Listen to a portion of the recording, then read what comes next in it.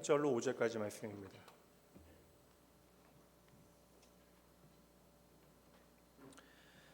모세가 그의 장인 미디안 제사장 이드로의 양떼를 치더니 그떼를 광야 서쪽에서 인도하여 하나님의 산 호렙에 이르매 여호와의 사자가 떨기나무 가운데로부터 나오는 불꽃 안에서 그에게 나타나시니라. 그가 보니 떨기나무에 불이 붙었으나 그 떨기나무가 사라지지 아니하는지라.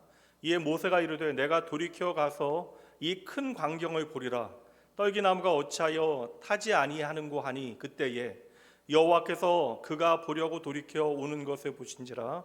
하나님이 떨기나무 가운데서 그를 불러 이르시되 모세야 모세야 하시매 그가 이르되 내가 여기 있나이다.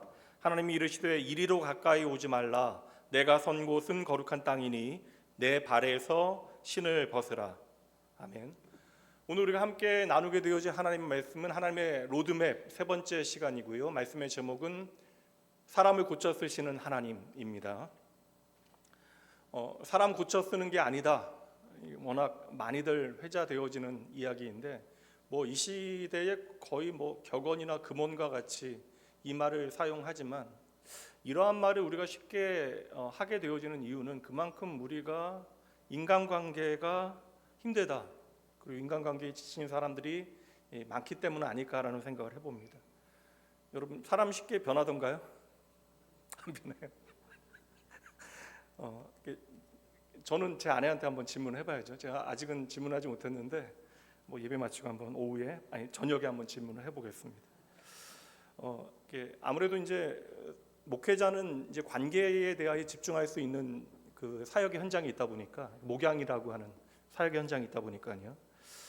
제 후배 목사님이 얼마 전에 이제 안부 전화가 와가지고 통화를 하는데 이제 안부 전화 한 1분 정도 했나? 그런데 이제 목회자들끼리만 나눌 수 있는 이야기를 하는 거예요. 이제 아버지 때문에 이제 집에서 처음 예수를 믿게 되어지고 본인이 목사가 되어진 후에 완고하던 아버지가 60대가 넘어서 예수를 믿게 되어졌는데 하나님 없이 60년 넘게 인생을 살아가다가 교회에 다니게 되어지고 집사가 되어지긴 했지만 그 삶의 방식이라는 것이 이제 하나님 나라의 가치를 내 삶에 살아내는 데에는 턱없이 그 시간이 너무나 부족하잖아요. 그러다 보니까 아버지로 인해서 어린 시절 상처가 참 많았는데 여전히 아버지가 나에게는 너무나 힘들다, 어렵다. 누구에게도 이야기하기 어려우니까 저에게 전화해서 그 이야기를 하는데 그럴만 해요. 참고 또 참아 왔는데 마음속에 그 불길이 있는데 또 아버지가 거기에 기름을 부어 대니까 더 이상 좀 목회자도 견디기가 어려웠나 봐요. 그래서 아버지한테 속에 있는 이야기 한마디 하고 집에서 나와서 돌아왔는데 너무나 마음이 이제 괴로운 거죠. 저는 그냥 잘 들어줬습니다. 가족 이야기니까 다 잘 들어주는 게 답이 되어지죠. 요즘 젊은 사람들 대부분 MBTI 이야기 많이 하는데 어르신들은 MBTI가 뭔가 모르실 수 있어요. 그러니까 예전에 우리가 혈액형 이야기하는 것보다 훨씬 더 많은 통계를 가지고 사람의 이제 선천적인 어떤 선호 경향을 이제 테스트하는 그런 인디케이터인데 MBTI가 하는 얘기는 뭐냐면 사람의 행동은 어느 정도는 교정할 수 있지만 타고난 기질은 변하지 않는다. 이게 이제 기본 전제입니다. 이제 이게 사실 브릭스하고 마이어스라고 하는 이게 사실 말도 안 되는 관계인데 시어머니와 이제 며느리가 80년 동안 거의 자료를 모아가지고 그 통계를 기본으로 해서 16가지 사람들의 선호 경향을 나눠 놓는 거거든요. 그러니까 사람들에게는 선천적인 기질이 있다. 그리고 여기에는 여러분 아시는 이제 정신 분석학의 기초가 되어지는 프로이드나 칼융 같은 사람의 어떠한 그 이론을 기초로 이제 이 MBTI가 만들어진 것입니다. 우리 속담에도 쇠사의 버릇 여든간다라는 이야기 있잖아요.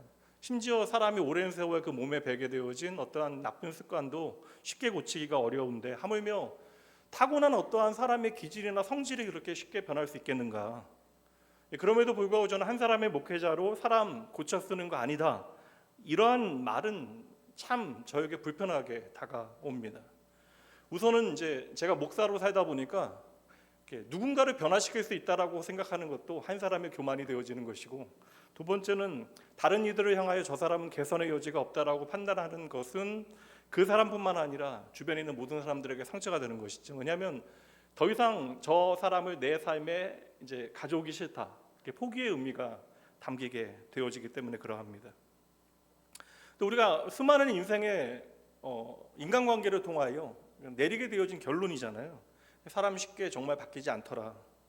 그러다 보니까 우리가 인생을 살아가다 보면 점점 사람에 대한 기대가 사라지게 되어지죠. 이게 다른 사람에게 대해서만 그런 것이 아니라 내 자신에게 대해서도 그런 기대가 사라지게 되어집니다. 그래서 나뿐만 아니라 우리 모두가 변하지 않는다는 사실을 절감하게 되는 순간이 있더라. 이렇게 인생의 경험을 통하여 사람 참 변하지 않는다라는 것이 우리의 어떤 가치이고 통념이 되어졌는데, 하나님께서는 우리의 인생의 경험이 만든 이러한 통념을 절대 받아들이지 않으신다라는 것이죠. 사람이 사람을 변화시킬 수는 없습니다. 그러니까 사람이 사람을 바꾸는 것은 너무나 힘들어요. 그러나 하나님께서는 절대 한 사람을 포기하지 아니하시고 그 사람을 고쳐 쓰시는 하나님. 그래서 사람은 고쳐 쓸 수 없다라고 이야기하지만 하나님은 저와 여러분을 고쳐 쓰시는 하나님이심을 성경은 끊임없이 우리에게 말씀하고 있는 거예요. 그래서 성경에 보면 흔히 이야기하는 잘난 사람들, 꽤 괜찮은 사람들도 등장하지만 그 사람들의 내면의 깊은 상처와 상실과 실패의 이야기를 가감없이 우리에게 들려주거든요.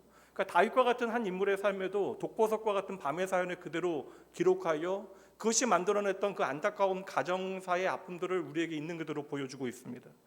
그래서 성경에 보면 괜찮은 사람들이 생각보다는 괜찮은 것이 아니더라. 그래서 성경에 보면 흠결 있는 인생들, 도리어 고장난 인생들이 많이 등장하게 되어지는 것이고, 하나님께서는 그렇게 보통 우리가 판단하는 사람들보다 훨씬 더 문제가 많고 왜곡된 기질을 가진 상처받은 사람들을 왜 그렇게 끝까지 붙잡고 그들을 사용하실까? 이게 오늘 우리의 궁금증이에요. 그래서 오늘 우리의 인생을 하나님 나라까지 인도하시는 하나님의 로드맵이요, 그 로드맵의 세 번째 좌표는 바로 사람을 고쳐 쓰시는 하나님, 그곳에 찍어놓고 우리가 길을 한번 따라가 보도록 하겠습니다. 저렇게 오늘 3장 말씀 등장하는데 막상 3장 말씀에 대한 내용은요 결론으로 나누게 되어질 것이고, 이 3장 말씀을 이해하기 위해서 많은 시간을 2장 말씀에 우리는 좀 집중해 볼 겁니다. 오늘 3장 말씀에 보면 스스로를 고장났다라고 여기는 한 사람이 등장하게 되어져요. 그 사람의 이름이 바로 모세입니다. 우리가 지난 시간 여러분 일주일 지났으니까 기억하는 것도 뭐 기적이긴 한데, 지난주 우리가 살폈던 갈대 상자, 그거 히브리어 기억하시나요? 테바. 그 테바에 실렸던 그 백일쟁이 아기가 11절 말씀에 보면 단 한 절 사이에 갑자기 장성한 어른이 되어집니다. 그러니까 성경은 애굽에서의 40년의 이집트 왕자로 살아갔던 모세의 이야기에 대해서 일절 우리에게 출애굽기에서 들려주지 않는다라는 것이죠. 근데 애굽의 궁전에서 파라오의 궁전을 살았다면 얼마나 재미있는 이야기가 많았겠어요. 얼마나 화려하고 사람들의 시선을 끄는 이야기가 많았겠습니까? 이게 궁전 암투 이런 건 너무나 재미있는 소재잖아요. 그리고 모세가 경험할 수 어떤 정체성의 혼란이나 성장 과정의 어떤 문제들, 사춘기, 인간관계의 어떤 어려움들, 이런 것도 좀 살피면 상당히 흥미로운 이야기가 되어질 것 같은데, 그 애굽의 궁전에서 40년 동안 벌어졌을 그 모든 흥미로운 드라마들, 갈등들, 이런 거 성경은 전혀 우리에게 들려주지 아니합니다. 그러니까 흔히 이야기하면 드라마로 이야기하면 시청률을 올릴 수 있는 그러한 스토리를 전혀 성경은 기록하지 않았다. 왜일까? 저는 그냥 이렇게 정리를 했어요. 그러니까 우리로 하여금 오해받지 않게 하려고. 모세가 이집트의 왕자였기 때문에, 그렇게 잘난 인생이었기 때문에, 훈련이 잘 되었기 때문에 하나님께 쓰임 받았다라고 우리가 오해하지 않도록 하기 위하여, 하나님께서는 모세를 그가 세상에 뛰어난 스펙을 가지고 있기 때문에 그를 선택한 것이 아니다라는 것을 우리에게 보여주시기 위함이 아닐까라는 생각도 해봤습니다. 그래서 하나님께서는 모세를 사용하시기 전에 그의 겉모양이 어떠한가, 흔히들 이야기하는 세상의 스펙이 얼마나 갖추어져 있는가, 이거 우리에게 전혀 보여주지 아니하시고 그의 가지고 있는 기질과 그의 속마음을 우리에게 있는 그대로 드러내 보이십니다. 그래서 저는 성경에 보면 마음에 대한 이야기 많이 나오거든요. 그래서 겉사람보다 우리의 속사람을 소중히 여기신 하나님, 겉으로 사람들이 우리를 어떻게 평가하는 것보다 하나님은 우리의 마음의 중심을 헤아리시니까 우리가 무릇 지킬 만한 것보다 지켜야 하는 것은 바로 우리의 마음이라고 성경은 끊임없이 우리에게 말씀해 주시는 것이죠. 그래서 하나님께서는 여러분 잊지 마셔야 되는 것이, 나도 놓칠 때가 있는데 나도 모르는 나의 속사람을, 나의 속마음을 헤아리신 분이 바로 하나님이시다. 그 나일 강에서 건져 올린 아기가 출애굽기 말씀에 보면, 오늘 본문의 말씀 바로 앞에 보면 성경에서 한순간에 40살의 어른이 되어져 있습니다. 그리고 이제 40살의 어른이 되어지는 것이 11절인데 11절 말씀부터 2장 말씀에는 모세의 성장 이야기, 특별한 다른 이야기가 아니라 세 가지 사건을 기록하고 있는데요. 성경이 일부러 이제 40년은 건너뛰고 그 40살의 모세의 삶에 단 며칠간에 이뤄진 사건 세 가지를 우리에게 보여주는 이유가 무엇일까? 이 세 가지 사건은요, 우리가 모세가 어떠한 사람인가를 이해하는데 어떤 결정적인 단서가 되어지는 사건, 다시 말하면 모세의 기질을 확인할 수 있는 사건이 2장의 나머지 부분에 기록되어집니다. 그래서 우리가 2장의 이 세 가지 사건을 통하여 모세가 가지고 있었던 어떠한 기질이 무엇인가, 우리가 이것을 이해해야 3장에서 하나님과의 만남, 이거 풀리지 않는 수수께끼. 여러분, 우리는 하나님 한 번만 보면 좋겠는데 모세는 이렇게 하나님 만나고도 끊임없이 하나님의 부르심을 거부해요. 다시 말하면 하나님과 끊임없이 줄다리기 하는 장면이 되게 자세히 성경에 기록되어져 있는데, 왜 모세는 그렇게 하나님과의 그렇게 지난한 힘든 줄다리기를 하게 되어지는 것일까? 우리가 이것을 이해하기 위해서는 2장에 기록되어져 있는 세 가지 사건을 이해해야 돼요. 첫 번째 사건은 11절과 12절 말씀에 나오는데, 이집트 왕자로 당시에 히브리 사람들이 노예로 동원되어지잖아요. 그래서 국고성을, 대규모의 국가 건축 현장에 그들이 동원되어지는데, 모세가 그 자리를 아마 시찰했던 것 같아요. 거기서 무엇을 보냐면 부당하게 채찍질 당하는, 부당하게 폭력에 노출되어진 히브리 사람을 보게 되어집니다.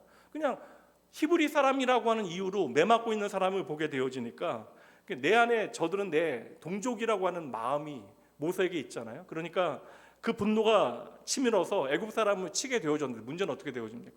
애굽 사람이 죽었다라는 거예요.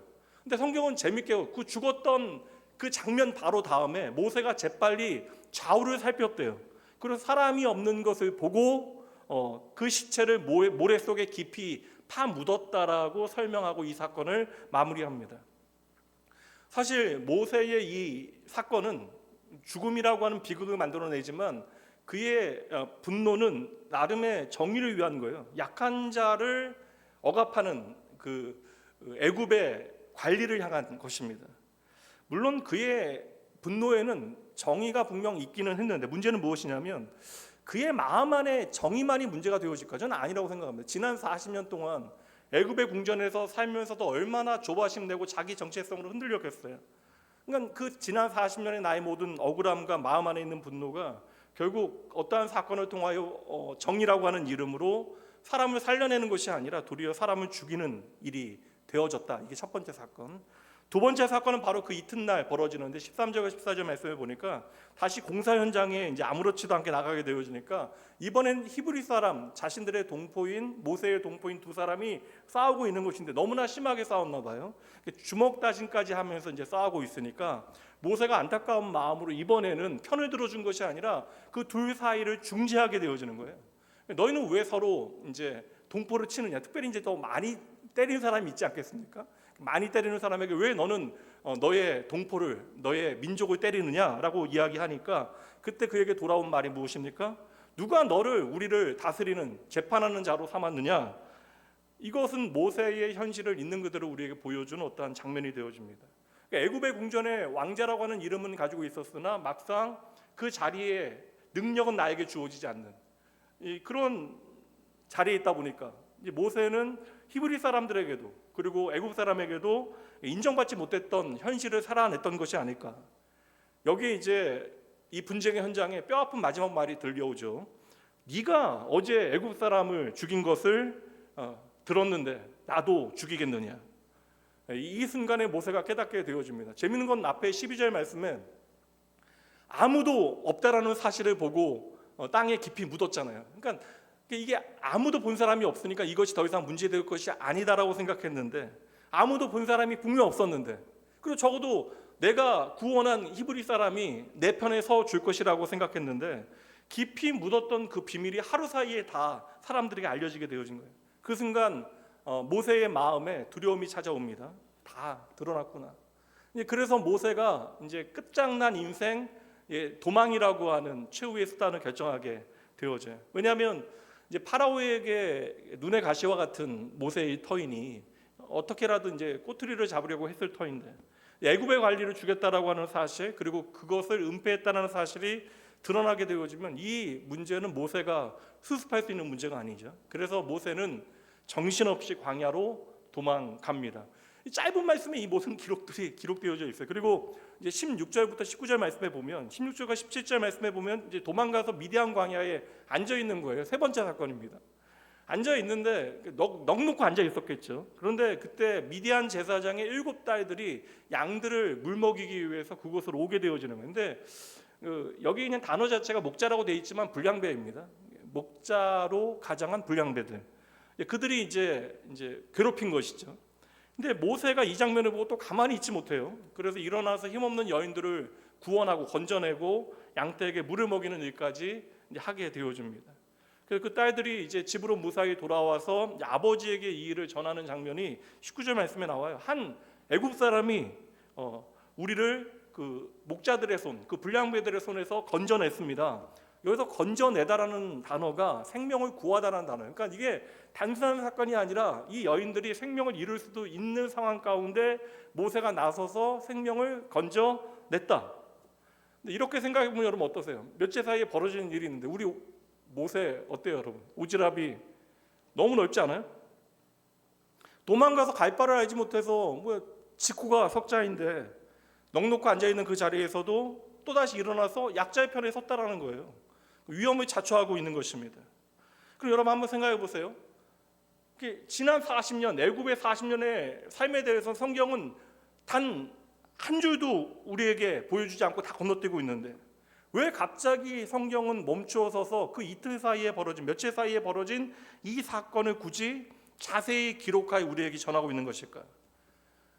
3장의 말씀을 이해하기 위하여, 3장은 하나님께서 모세를 만나시는, 부르시는 장면이거든요. 이 장면을 이해하기 위해서 모세가 어떠한 사람인지를 우리가 알아야죠. 그래야 모세의 삶을 통하여 하나님께서 오늘도 우리를 어떻게 만나시는가를 우리는 이해하게 되는 것이죠. 그래야 우리의 삶에 하나님의 뜻이 무엇인지를 분별하고 해석하여 적용할 수 있죠.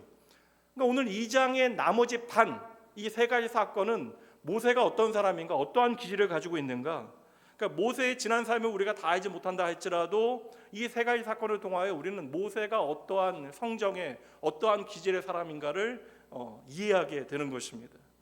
그러니까 모세가 정의에 대하여 어떠한 생각을 가지고 있는지, 그리고 약자를 보면 나도 모르게 몸이 먼저 일어나게 되어지는 기질과, 그리고 옳고 그름에 대한 기준이 분명하잖아요. 그러니까 사실 오늘날과 같이 윤리가 분명하지 않았던 시절에 옳고 그름에 대한 어떤 분명한 기준을 가지고 그것을 또 판단해야 돼요. 옳고 그름에 따라 내가 옳은 일을 선택해야만 직성이 풀리는 성격까지. 그러니까 이 세 가지 사건은 모세의 어떠한 가치와 생각과 그리고 기질 다 우리에게 보여줍니다. 이 세 가지 사건 다음에 모세가 미디안 광야에 정착하게 되어지고 이제 거기서 또 40년의 세월이 흘러서 드디어 오늘 3장 말씀에 하나님께서 모세를 부르시는 장면이 나오더라. 그러니까 이게 3장 말씀을 우리는 좀 중요하게 생각하는데 맞아요. 3장 말씀이 중요한 전환점이긴 한데, 근데 우리가 이게 3장 말씀만 보면 신기한 사건을 생각하잖아요. 물리 법칙을 뛰어넘는, 화학 법칙을 뛰어넘는. 그러니까 이게 마른 나무가 타고 있는데 타지 않더라. 이런 신기한 사건. 그러니까 오늘도 우리가 하나님 앞에 쓰임 받지 못하는 이유는 내 삶에 이런, 이거 좋아요, 여러분? 타지 않는 이런 나무 불꽃 보는 게 여러분들에게 대단한 변화가 있겠습니까? 그러니까 이게 사실 이런 이벤트로 여러분 볼 것이 아니라 모세가 하나님 앞에 부름받기 전에 하나님께서 그의 인생에 어떠한 일들을 행하시고 계시는가. 그래서 저는 좀 속된 표현, 여러분의 이해를 위해서 좀 속된 표현을 사용하면 2장 말씀의 이 세 가지 사건은 모세와 하나님과의 만남을 설명하기 위하여 성경이 밑밥을 깔고 있는 것이다. 모세가 이런 사람이다라는 것을 우리에게 보여주고 있는 것이죠. 그래서 어찌 보면 모세가 자신의 인생 가운데 자랑하고 싶은 이야기들이 얼마나 많았겠어요. 근데 내가 자랑하고 사람들한테 드러내고 싶은 모든 이야기들은 다 제쳐놓고 성경은 모세의 인생 가운데 내가 가장 감추고 싶은 사건, 후회가 남는 사건을 기록하여 우리에게 들려주고 있다는 것이죠. 첫 번째, 불의에 분노하여 이게 일어났는데 결국 사람을 죽이게 되죠. 그리고 내가 중재자의 역할을 감당하려고 했는데 그 자리에 서서 거절당하게 되어집니다. 이게 어머니로부터 어릴 때부터 계속해서 들어왔던, 네가 아마 이런 얘기했겠죠. 네가 파라오의 궁전에 들어가서 이집트의 왕자로 지내게 되어진 것은 이 민족을 구원하시고자 하는 하나님의 선하신 뜻이 있을 것이다.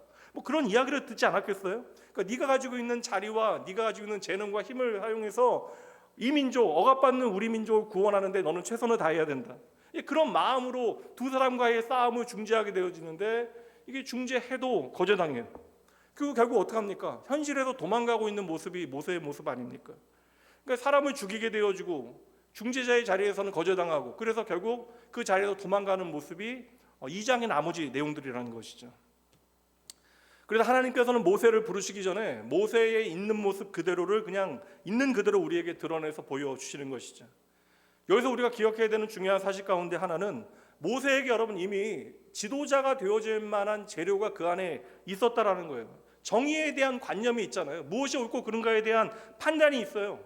그리고 공평합니다. 옳은 일에 대하여 옳다라고 이야기하고 그릇된 일에 대해서 그릇되다고 이야기해요.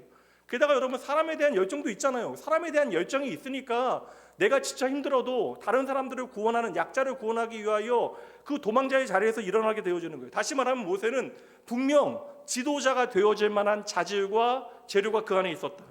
그런데 모세는 내가 가진 것을, 내가 가지고 있는 재료를 있는 그대로 잘 사용했는데 정직하게 사용했잖아요. 내가 최선을 다해 이것들을 사용했더니 사람을 살려내는 것이 아니라 결국 사람을 죽이게 되어지고, 상처를 치유하는 것이 아니라 상처를 더 깊게 만들고는 그 자리에서 도망가는 것 말고는 다른 선택을 할 수 없었더라. 사람은 나도 모르게 이게 잘 나갈 때는 사실 끊임없이 자기에 대한 긍정을 하게 되어지고, 인생이 좀 어려워지면 끊임없이 내 자신에 대한 연민을 갖게 되어져요. 그래서 이게 사람은 자기의 기질을 나도 모르게 미워하게 되어지는데, 모세의 정의감이라고 하는 것은 사실 분노를 표출하는 수단이 되어지고, 열정이라고 하는 것이 폭력을 합리화하게 만들잖아요. 그래서 하나님께서는 이 세 가지 사건을 통하여 모세가 내가 괜찮은 사람이다, 내가 정의로운 사람이다, 내가 열정적인 사람이다, 이게 아니라 내가 다루어지지 않으면 얼마나 위험한 사람이라고 하는 것을 먼저 하나님께서 확인하게 하시는 것이죠. 그러니까 우리가 이 2장의 모세를 이해하지 않으면요, 3장의 모세의 이 낮은 자존감이 도무지 이해가 가지 않아요. 그리고 하나님께서 한 번에 어떨 때는 너무나 화를 내시는데 왜 이렇게까지 모세와 기꺼이 줄다리기를 하시는가? 이 하나님의 일하심도 우리가 이해하지 못하는 거예요. 그래서 오늘 사람이 사람을 고칠 수는 없지만 하나님께서 사람을 고쳐 쓰신다라고 이야기할 때, 그 고쳐 쓰신다라는 것은 없는 것을 새로 만들어서 집어넣는다라고 하는 개념이 아니라는 거예요. 이미 우리 안에 있는 것들, 그러나 다루어지지 않는 것들을 하나님께서는 차근차근히 만지시어 다듬고 고쳐내시는 것이죠. 그래서 하나님은 모세의 지난 날의 기질들, 원래 가지고 있었던 기질들을 없애지 아니하시고, 그 기질이 더 이상 사람들을 상하게 하거나 또 사람들을 아프게 하지 않도록, 해치지 아니하도록 다음 단계로 그대로 이제 가지고 가시는 거예요. 여기까지 한번 정리해 보도록 합니다. 여러분 함께 읽어볼까요? 읽습니다. 하나님은 한 사람도 포기하지 않으시고 고쳐 쓰시기 위하여 먼저 그 인생을 있는 그대로 드러내십니다. 이게 하나님의 일하심이라는 사실을 믿어야 오늘 우리가 하나님 앞에 솔직해지는 거예요. 그러니까 우리가 세상 안에서는 때로는 세상의 판단과 어떠한 정죄함 앞에 나도 모르게 나를 숨기게 되어지는 순간들이 있어요. 그런데 적어도 우리가 하나님 앞에서는 있는 그대로 나를 말씀드리는 것이 얼마나 중요한가, 이것을 우리가 첫 번째 배워야 한다는 것이죠. 그래서 하나님은 오늘 모세를 그대로 사용하시지 않으시죠. 말씀드린 대로 모세 안에 좋은 기질이 없어, 쓸만한 어떠한 재료가 없어서 그러진 것이 아니라 모세의 그 모든 기질이 하나님께서 사용하시기에는 합당하지 않았어. 다시 말하면 그 하나님의 손에 익지 않은 재료와 그런 기질이 모세 안에 있었더라. 그래서 하나님께서 하나님의 사람을 사용하실 때에는 가장 먼저 오랫동안 하시는 일이 기다리시는 일이에요. 하나님은 저와 여러분을 오랫동안 기다리십니다. 하나님께는 일이 우선이 아니에요. 언제나 하나님께서는 그 일을 통하여 사람을 다듬어 가시는 것이 중요하기 때문에, 사람이 먼저이기 때문에 하나님께서는 오래 기다리시는 거예요. 그래서 하나님께서 모세를 광야로 보내신 것을 어떠한 실패의 이야기로 이해하면 안 됩니다. 물론 우리의 머리로는 이게 실패가 아니다라고 하는 사실을, 하나님의 인도하심이다라고 하는 것을 인정하고 있지만, 이 모세의 광야라고 하는 것을 오늘 저와 여러분의 삶의 자리로 가져오게 되어지면 이것은 어느새 실패의 이야기가 되어져요. 모세도 스스로 먼지와 같은 인생이라고 이야기하잖아요. 근데 하나님께서 광야로 모세를 보내신 것은 모세가 쓸모없어서가 아닙니다. 도리어 그 반대예요. 너무나 쓸모가 많아서 지금 그대로 사용하면 위험하기 때문에 하나님께서는 모세를 광야로 보내신 것이죠. 그래서 하나님께서는 지금 의도적으로 모세를 잠시 멈추게 하시고 기다리게 하시는 거예요. 그리고 하나님도 모세를 기다리십니다. 저도 이제 목사 안수를 받은 지 이제 21년이 지나가고 있어요. 그래서 저는 적어도 한 가지는 깨닫게 되어졌어요. 뭐냐면 하나님의 기다림이라고 하는 것, 이게 하나님의 오래 참음인데, 예전에는 하나님의 기다림이 나에 대한 침묵같이 여겨져서 너무나 괴로웠는데, 이 하나님의 기다림이 나를 향한 하나님의 오래 참음이고, 그래서 저는 이 하나님의 기다림이 사랑이라고 읽혀집니다. 적어도 저는요, 제 인생의 목사로서 저를 너무나 오랫동안 참아주시고 기다려주신 하나님을 분명하게 만났기 때문에 그런 거예요. 그래서 오늘 뜨거운 마음을 가지고 있는 모세, 정의감 넘치는 이 모세, 그리고 능력 있고 판단력 있는 모세를 하나님께서는 그 시점에는 사용하지 않으셨다는 것이죠. 그리고 그 이유를 2장의 세 가지 사건을 통하여 우리에게 들려주십니다. 아무리 우리에게 정의로운 기질이 있을지라도, 우리에게 아무리 옳은 분별력이 있을지라도, 그리고 그 모든 것들은 내가 나타낼 수 있는 능력과 자질이 나에게 있다 할지라도, 우리가 하나님의 손에 길들여지지 아니하면 이것은 사람을 살려내는 것이 아니라 도리어 그 자리에 상처만 남기게 되어지는 것입니다. 모세의 삶을 통해 우리가 그것을 확인하잖아요. 사람을 살리겠다라고 나서게 되어지는데 결국 나의 분노를 다스리지 못하고 사람을 죽이게 되어져요. 질서를 세우겠다라고 나서게 되어지는데 공동체에 더 큰 상처를 남기게 되어집니다. 그의 기질이 잘못된 것은 분명 아닌데, 그의 열정은 정직한 것인데 아직은 그의 마음이 다루어지지 않았기 때문에 그러한 것이죠. 그래서 하나님은 모세를 준비된 광야로 보내시는 거예요. 그리고 그곳에서 하나님의 트레이닝이 시작이 되어집니다. 그래서 여러분, 모세에게 광야는 절대 여러분 벌받는 자리가 아닙니다. 하나님께서는 지금 광야에서 모세를 차근차근 길들여 가고 계시는 거예요. 1년이 아닙니다, 여러분. 2년이 아니에요. 무려 40년입니다. 이것을 우리가 오해하면 광야에 하나님께서 던져놓으시고 야, 네가 좀 준비돼 봐라, 아니라는 거예요. 여러분, 지난 40년 동안 하나님께서는 모세의 삶에 동행하셨다는 것이죠. 그래서 하나님께서는 인생을 부르시고 그를 사용하시는데 급하지 않으세요. 그러니까 하나님께서 하나님의 사람을 부르실 때에는 느긋하십니다. 일은 단숨에 끝날 수 있죠, 여러분. 하나님께서 온 인류가 하나님 앞에 돌아오게 하는데 시간이 걸리시겠어요? 그런데 하나님은 왜 인간의 역사에 같이 발걸음하시면서 이 모든 시간을 기다리실 거예요? 하나님께서는 여러분, 당신의 큰 일을 잘 마치는 것이 목적이 아니라 당신의 사랑하는 자녀들을 그 시간을 통하여 만나시고 만져 가시는 하나님. 그래서 아브라함의 하나님, 이삭의 하나님, 야곱의 하나님, 모세의 하나님은 오늘 저와 여러분의 하나님이심을 믿으시기 바랍니다. 그래서 여러분, 성경에 보면 모세의 기질에 대하여 언급하고 있는 구절 하나가 나와요. 민수기 말씀에 나오는데, 이게 사실 이스라엘 백성들이 너무나 엉망일 텐데 광야의 모세를 향하여 성경은 이렇게 그의 기질을 설명합니다. 민수기 12장 3절 함께 읽어봅니다. 이 사람 모세는 온유함이 지면의 모든 사람보다 더하더라. 그러니까 세상 가장 온유한 사람이 누구라고요? 모세더라. 성경이 인정하고 증명하고 있는 거잖아요. 근데 우리가 이 말씀, 모세의 삶에 지난 몇 가지 사건을 생각하게 되어지면 좀 이상하게 생각해야죠. 그렇지 않아요, 여러분? 우리는 모세의 지난 전력에 대해서 다 알고 있잖아요. 사람을 여러분 쳐서 죽인 사람이에요. 분노를 컨트롤하지 못했던 사람이 바로 모세입니다. 그리고 갈등의 한복판에서 폭발하였던 사람이 어떻게 세상에서 가장 온유한 사람이 되어질 수 있겠습니까? 저는 이제 적어도 이건 아는 것 같아요. 아직 나이가 연소하긴 하지만 교회 목회자로 이제 성도님들을 섬기는 자리에서 이제 인생의 많은 시간을 그래도 살아오다 보니까 제가 23살부터 목회자로 교회를 섬기는 일을 했으니까 이게 사실 사람을 섬기는 일이 얼마나 힘든 일인가, 이거 너무나 뼈저리게 잘 알고 있거든요. 그래서 저희 이제 목사님들, 친구 목사님들, 선배 목사님들 만나면 이게 서로 이제 건강 열심히 확인하고 물어보면 제 이제 동료 목사님들도 가장 친한 목사님들도 아픈 분들이 워낙 많아서 사역을 잠시 내려놓으시기도 하시고 막 그러시니까. 근데 이게 모세가 여러분 생각해 보세요. 광야 40년에 이스라엘 백성들 그 얼마나 여러분 엉망입니까? 이게 결핍의 땅에서 모든 것이 결핍되어진 땅에서 그 지도자로 수백만의 사람을 책임져야 한다. 이거 여러분 얼마나 무거운 일이에요. 그런데 그 엉망진창인 이스라엘 백성들을 40년 동안 책임지잖아요. 그래서 제가 놀란 건 뭐예요? 하나님께서 120세의 모세를 부르실 때 눈이 아직도 밝았대요. 저는 이게 40대에 들어가면서부터 노안이 시작됐는데 모세는 120세에도 눈이 이렇게 밝았고 기력이 쇠하지 않았대요. 이게 40년 동안 광야에서 이스라엘 백성들과 함께하는 시간이 모세의 기력을 떨어뜨리지 못했다라는 것입니다. 이거 여러분 모세의 온유한 기질을 우리에게 보여주는 거예요. 그러니까 지난 40년의 모세의 모든 이야기는 하나님께서 그의 인생을 길들이신 하나님의 결과물이었다. 온유라고 이야기하면 우리가 흔히 생각할 때 어떠한 기질적인 선함, 부드러움으로 생각하잖아요. 성격이 부드러운 사람을 우리가 온유하다라고 이야기합니다. 틀린 말은 아니에요. 온유한 사람은 여러분 화 잘 내지 않잖아요. 저하고 제 동생 중에 자라올 때 저는 좀 그렇게 화를 좀 내는 편이고 동생은 화를 내는 법이 없어요. 지금도 저한테 그 얘기하거든요. 아버지 얘기하실 때 그냥 다 맞습니다 하면 아무 문제 없다고. 그냥 너무 힘들면 딴 생각하라고.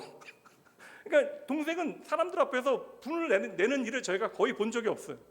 그러면 사람들이 생각하기에는 누가 착하다고 생각해요? 여러분들은 그렇게 생각하면 안 되죠. 저는 제가 사람에 대한 좀 이렇게 뭐냐면 저보다는 좀 그래도 좋은 사람이지만 사람에 대한 좀 이렇게 저 변호하네. 이게 좀 이렇게 그런 마음이 있거든요. 이게 좀 긍휼히 여기는 마음이 조금 더 있거든요. 목사이니까. 근데 아무래도 이제 화 잘 안 내고 말이 또 곱고 그리고 이제 존재감이 그래서 이제 그런 사람들은 무리 안에 있어도 이렇게 도드라지지 않으니까 이제 이런 사람들을 우리가 온유하다라고 흔히들 이야기하는데, 근데 성경이 말하는 온유함은 그런 개념은 아니라는 거예요. 온유라고 하는 성경의 단어의 개념은요, 힘이 우리가 보통 나이가 들어가면서 저 사람이 좀 겸손해지고 온유해졌다. 이 전제는 힘이 떨어졌다라고 하는 게 전제가 되거든요. 뭐 인격의 성숙도 그 안에 포함되는 것이지만 성경이 말하는 온유라고 하는 단어의 핵심은 물론 뭐 화도 잘 안 내고 말도 곱게 하고 그러면 이게 온유의 증거가 되어질 수는 있지만 온유의 핵심은요 힘이 떨어지는 게 아니에요. 힘은 그대로 있지만 그 힘이 길들어진 상태가 바로 성경이 말씀하고 있는 온유입니다. 그러니까 온유는 힘이 약해진 상태가 아니에요. 힘이 없어진 상태가 아닙니다. 성경이 우리에게 말씀하고 있는 이 온유라고 하는 단어는 힘은 있어요. 힘은 동일하지만 하나님께 맡겨진 상태였다. 그래서 모세는 120세가 되어져도 리더로서 충분히 민족을 책임질 수 있는 힘과 기력이 그에게 있었다라는 거예요. 그러니까 성경이 말하고 있는 세상에서 가장 온유했던 모세는 내게 힘이 있는데 능력이 있는데 이 힘이 온전히 하나님께 맡겨졌다. 그래서 성경이 온유를 설명할 때에 사용하는 개념이 야생마가 길들여지는 과정으로 온유를 설명하거든요. 그래서 컨트롤되어지는 것. 야생마는 힘이 넘치잖아요. 아무도 그런데 태울 수가 없습니다. 자기 힘을 자기 마음대로 사용하기 때문에 힘차게 달리기는 하지만 도리어 사람을 다치게 하는 것이죠. 그런데 그 야생마가 주인의 손에 길들여지면 시간을 함께 보내고 주인을 주인으로 인정하게 되어지면 힘은 그대로 있어요. 속도도 체력도 그대로 있습니다. 그런데 주인의 손에 길들여지면 그때부터 주인의 손에 내 힘을 맡기게 되어지는 것이죠. 그래서 주인이 그 말을 타게 되어지는 것이고 주인의 목적에 따라 그 말은 잘 사용되어지는 것입니다. 하나님께서는 쉽게 얘기하면 모세를 야생마의 상태로 사용하지 않으셨다라는 거예요. 이 모세의 야생마와 같은 그 상태를 기질을 다듬으시기 위하여 오랜 세월을 그와 함께 하셨다. 그리고 모세의 힘을 없게 만드신 것이 아니라 광야에서 힘을 빼신 것이 아니라 40년 동안 당신의 손에 사용하실 수 있도록 손에 익히시는 시간을 모세와 함께 가지셨다. 저는 이것을 동행으로 읽는 거예요. 우리가 하나님 앞에 길들여진다라고 하는 것을 사실 이 시대는 불편하게 여기는 시대인데 여러분 아닙니다. 요즘은 순종이라고 하는 가치를 너무나 가볍게 생각하잖아요. 저는 이 전제는 무엇이냐면 나를 만지시는 하나님의 계획이 성실하시다. 그러니까 나를 만드시는 하나님께서 당신의 계획 가운데 저와 여러분의 인생을 북면 끝까지 선하게 책임지신다. 이 사실을 우리가 확신해야 돼요. 그래서 광야에서의 모세, 이제 40년의 세월이 지나서 이스라엘 백성을 인도하기 시작하는 모세의 모습은 더 이상 명령하는 자리에 서지 않아요. 중재하는 자리에 서지 아니합니다. 판단하는 자리에 서지 않아요. 백성들을 기다려 주게 되어져요. 인내하게 되어집니다. 내 마음에 화가 나죠. 그래도 이 화를 하나님 앞에서 풀어요. 사람들 앞에서 풀지 않는다고요. 그 시간 가운데 정의가 분노의 모양이 아니라 이제는 사람에 대한 책임으로 바뀌게 되어지고, 열정이 폭력으로 드러나는 것이 아니라 인내로 바뀌어지고, 기질이 교만함으로 표출되어지는 것이 아니라 온유함으로 길들여지는 시간들이 모세의 인생이었다. 그래서 여러분 꼭 기억하셔야 돼요. 내가 오늘 어떠한 능력과 어떠한 기질이 있는가, 이거 여러분 맨날 얘기하지 마세요. 나는 원래 그런 사람이다라고 이야기하지 마십시오. 하나님 앞에 길들여지지 않는 그러한 성품은요, 아무리 대단하고 좋아 보여도 언제나 위험하다라는 거예요. 우리는 언제나 큰 달란트를 꿈꾸잖아요. 근데 여러분, 하나님께는 큰 달란트가 중요한 게 아니에요. 5달란트, 2달란트, 1달란트, 이것은 큰 차이가 아닙니다. 하나님께서는 각 사람마다 적절하게 달란트를 맡기시는 거예요. 근데 아무리 큰 달란트가 할지라도 이 달란트가 하나님의 손에 맡겨지지 않으면 결국 이것은 나뿐만 아니라 다른 사람들을 다치게 하는 것이죠. 그래서 하나님은 저와 여러분을 빠르게 쓰시는 것이 당신의 목적이 아니라고요.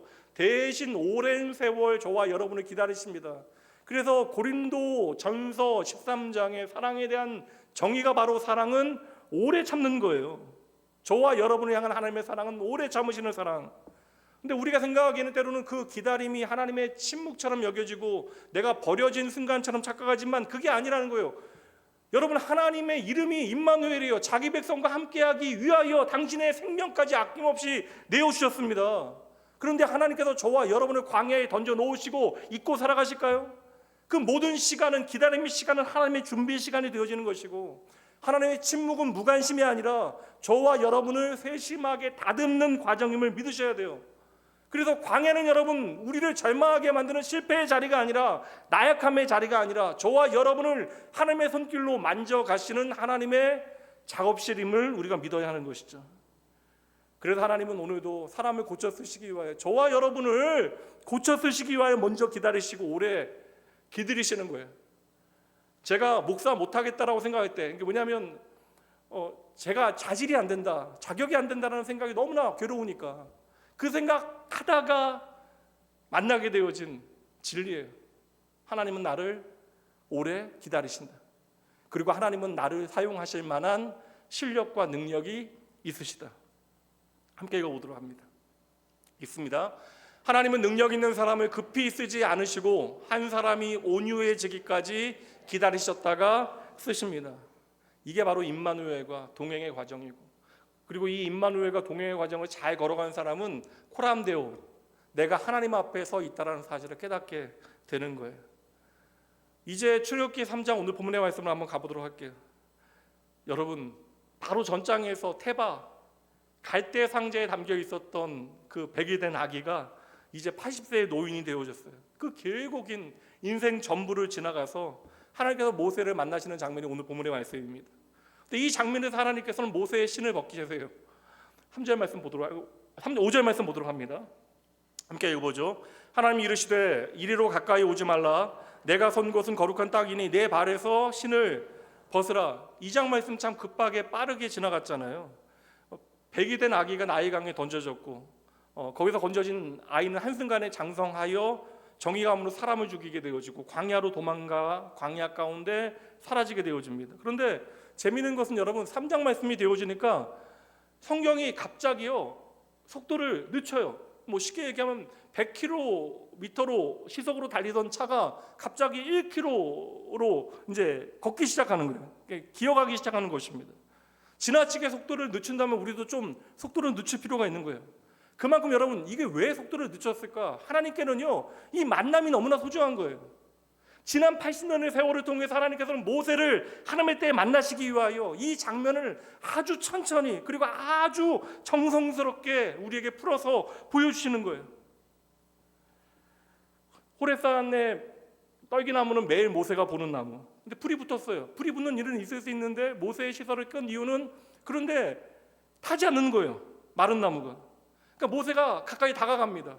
하나님께서 구성하신 세팅이잖아요. 모세가 가까이 다가오자 성경이 뭐라고 해요? 모세가 오는 것을 보고 하나님께서 그를 부르시는데 뭐라고 부르세요? 모세야, 모세야. 지난 80년의 삶의 무게를 생각하면서 여러분, 이 장면을 보시면 무게는 전혀 달라져요. 이 사건은 신비한 이벤트가 아닙니다. 여러분 잘 보세요.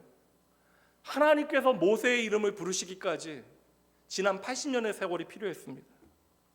모세는 지난날 나의 혈기로 정의를 위하여 사람을 죽이고는 땅에 그 시체를 묻어 아무도 본 사람은 없다 됐다라고 생각했는데, 하나님은 그 자리에서 이 모든 사건을 다 보고 계셨던 것이죠. 그리고 하나님 방식으로 뒤처리를 하시는 거예요. 성경은 우리에게 단 한순간도 모세의 인생을 당신의 손에서 놓으신 적이 없다라고 하는 것을 우리에게 보여주시는 것입니다. 광야로 도망간 모세요, 지난 40년 살면서 내 인생 이제 끝났다라고 생각했을 거예요.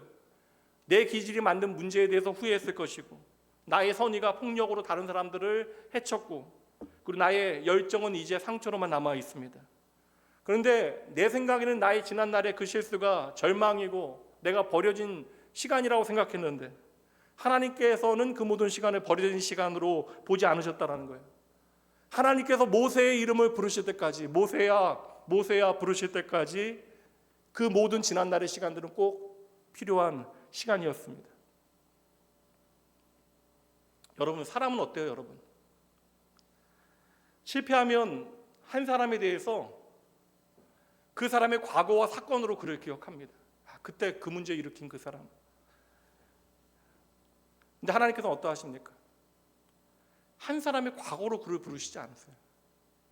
한 사람의 상처와 사건으로 그를 부르지 아니하시고 이름으로 그를 부르시는 분이 하나님이십니다. 그래서 저는 오늘 이 장면 아무것도 아닌 것처럼 보여지지만, 모세야 모세야, 하나님께서 그 이름을 부르실 때까지 그 오랜 세월 모세의 삶의 역사의 뒤편에서 보이지 않게 끝까지 모세를 기다려주신 하나님, 그 하나님이 저와 여러분의 아버지이시니까 얼마나 감사해요.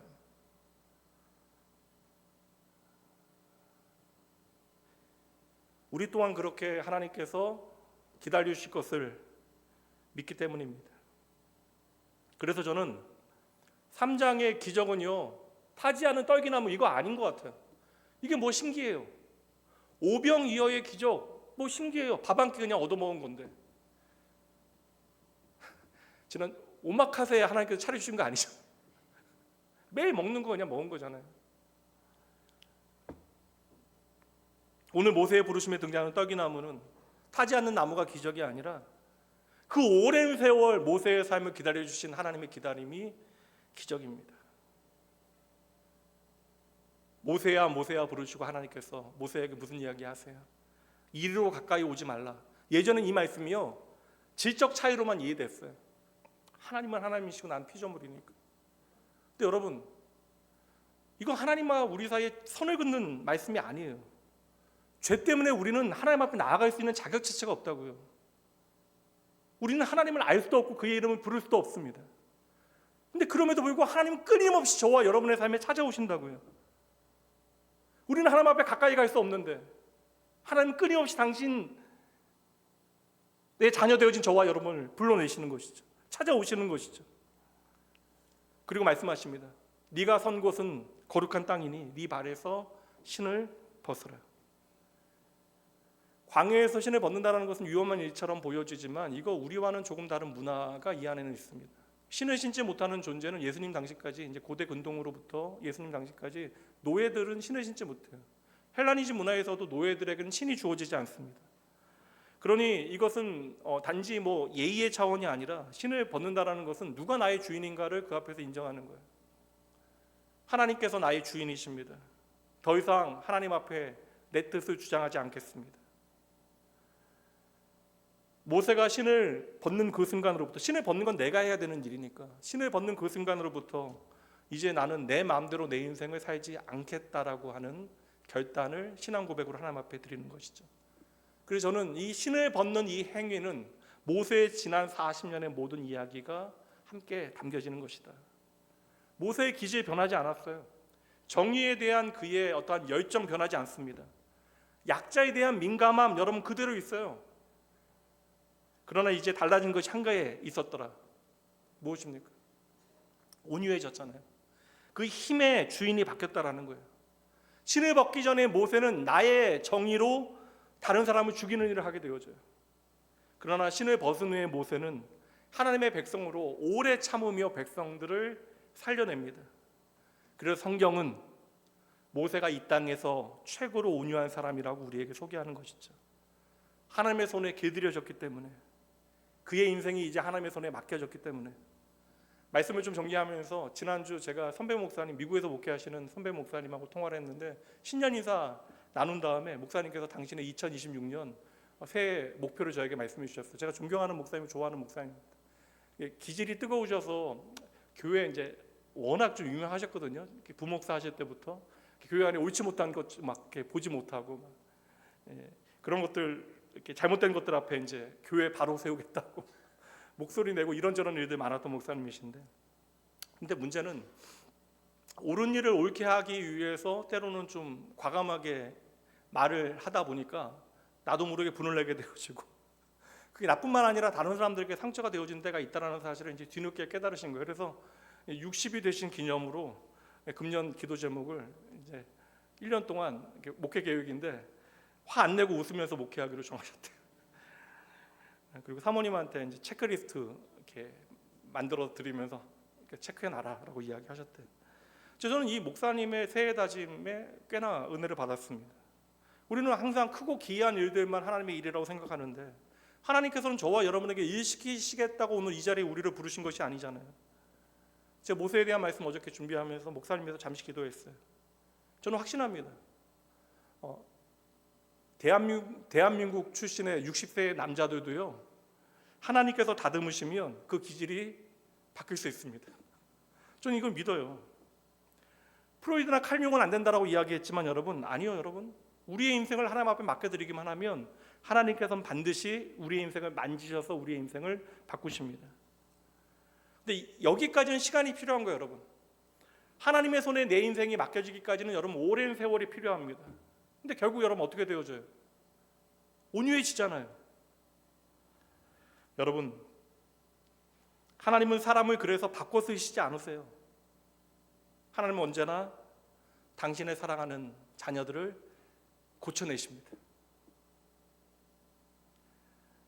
그리고 내 인생이 고쳐지는 그 순간이 나의 주권을 하나님께 맡기는 순간, 오늘 말씀에서는 그것이 내 신을 벗는 그 자리입니다.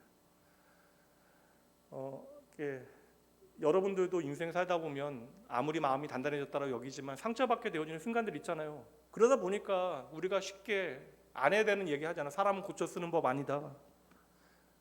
머리 검은 짐승 뭐예요? 뭐 드리는 거 아니다. 맞아요. 근데 여러분, 우리가 지난날의 열정과 삶에 대해서 후회할지라도 성경은 뭐라고 이야기해요? 열정이 문제가 아니거든요. 우리의 기질이 문제가 아니거든요. 우리의 열정과 기질의 주인이 누구였는가? 이거 우리에게 하나님께서는 확인하시는 거예요. 너의 열정을 버리라, 너의 기질을 버리라 하나님께서 이야기하지 않으세요. 이 모든 것들을 너는 나에게 맡길 수 있느냐? 그리고 저는 이게 이제는 맡기는 게 좀 가능하다. 제 자신이. 왜냐하면 한 가지는 믿어요. 이것저것 많이 흔들리지만 한 가지 절대 놓치지 않는 것. 하나님은 쉽게 한 사람을 포기하지 않으십니다. 모세가 증인이에요. 40년 동안 기다리시고 40년 동안 또 광야에서 기다리시고 때가 되어 모세야 모세야 불 지펴놓고 부르시잖아요. 십자가에 죽으신 예수님, 갈릴리로 도망간 제자들 베드로 부르시기 위하여 모닥불 피워놓고 음식 준비해놓고 베드로 부르시잖아요. 그런 분이 우리 하나님이에요. 하나님은 한 사람을 포기하지 않으시고 소모하지 않으시고 끝까지 책임지시는 분. 그러니 우리의 인생을 향하여 너의 신을 벗으라, 이 이야기는 내가 끝까지 너의 인생을 책임지겠다라고 하는 하나님의 부르심입니다. 그러니 우리가 해야 되는 일은 우리의 인생의 자리에서 내 신을 벗어드리는 일들을 열심히 하는 거예요. 내 인생에 하나님이 주인이라는 사실을 확인하는 작업을 해야 합니다. 2026년 올 한 해 여러분의 그 모든 기질과 열정, 심지어 여러분의 마음 안에 있는 좌절감, 그리고 어떠한 바꾸지 못하는 한계조차도 하나님의 손에 온전히 맡겨드리는 여러분 되시기 주님의 이름으로 축복합니다. 이를 위해서 여러분 열심히 날마다 말씀을 통해서 주님 만나야 돼요. 주님에 거하기 위하여 힘쓰셔야 합니다. 성령 하나님과 동행하며 내 인생의 주권을 구체적으로 내려놓기 위하여 신을 벗는 구체적인 일들을 여러분의 삶의 자리에서 하셔야 돼요. 될 거예요, 여러분. 하나님께서 저와 여러분을 오래 참으시니까 우리도 좀 더 참을 수 있습니다. 여러분의 삶의 모든 자리에 하나님의 샬롬과 기쁨이 풍성히 흘러가게 되어지게. 그래서 오늘도 나를 책임지신 하나님, 나와 함께 하신 하나님 앞에 코람되어 나의 주인은 하나님이십니다 고백하는 여러분 되시기 주님의 이름으로 축복합니다. 기도합니다. 하나님 우리 아버지, 오늘도 말씀을 통하여 모세의 인생을 살피며 사람을 결코 포기하지 아니하시고 고쳐 쓰시는 하나님의 마음을 깨닫게 하시니 감사합니다. 주여, 저희들 너무나 쉽게 낙심하고 스스로를 잔정하고 판단하게 되어지지만 하나님은 끝까지 나를 기다리시고 길들이시고 다시 나의 이름을 부르시며 나를 찾아오시는 분이심을 믿사오니 아버지, 우리 안에 기질과 열정을 돌아보게 하시어 하나님, 저희들이 정의와 당의라고 하는 이름으로 상처 남기지 않게 하시고 나의 열정이 주님의 손에 맡겨져 도리어 생명과 하나님의 샬롬을 풍성히 하는 주의 자녀들 그 인생 되게 하여 주시옵소서. 우리의 인생의 광야의 시간이 결코 내가 버려진 시간이 아니라 주님의 손길 아래 다듬어지는 은혜의 시간임을 믿게 하시어 저희들 하나님 부르실 때 나의 신을 벗고 내 인생의 주권을 주님께 온전히 맡겨드리고 그리하여 내 뜻보다 주님의 뜻이 앞서게 하시고 내 안에 있는 모든 기질적인 한계들, 분노는 온유로 바꾸시고 우리의 모든 열정은 인내로 길들여 주시옵소서. 올 한해 우리의 삶을 통하여 주님의 샬롬이 또한 주님의 생명이 흘러가게 하시고 우리를 끝까지 책임지시는 주님 신뢰하며 우리로 한 걸음 한 걸음 살아가게 하시는 우리의 전부 되신 주인 되신 예수님 이름으로 축복하며 간절히 기도합니다. 이 시간 말씀 붙들고 잠시 여러분의 고백을 하나님 앞에 드리시죠. 헌금 봉헌할 때에 여러분의 인생을 하나님 앞에 맡겨드리고 그 삶을 봉헌하는 시간 되어질 수 있도록 여러분의 고백으로 하나님 앞에 나아가도록 합니다. 함께 기도합니다.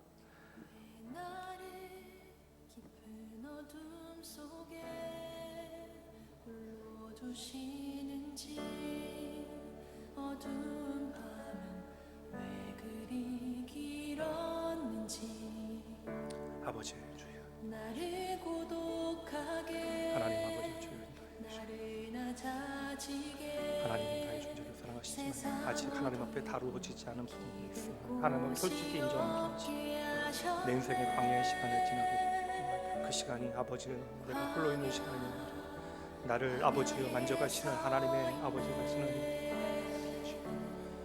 아버지, 하나님의 침묵으로 내가 아버지여 불안해할 때에도 하나님께서 나를 결코 외면하지 아니하시고 저희 아니하게 하시고 하나님 아버지, 저희도 쉬이 낙심하지 않겠습니다. 아버지, 저희들 매일의 삶의 자리에도 모세처럼 나의 신을 벗겠습니다. 아버지, 나의 뜻과 나의 기준과 나의 감정과 나의 경험과 나의 정의를 내려놓고 내 인생의 주권을 온전히 하나님 앞에 맡겨드리는 주의 아버지, 이들의 삶을 아버지여 주 앞에 해주시옵소서. 내가 옳다라고 여겼던 모든 판단들 가운데, 내가 맞다라고 믿었던 아버지 인생의 방식들 가운데 아버지, 하나님의 뜻이 먼저 설 수 있도록 주여 인도하여 주시옵소서.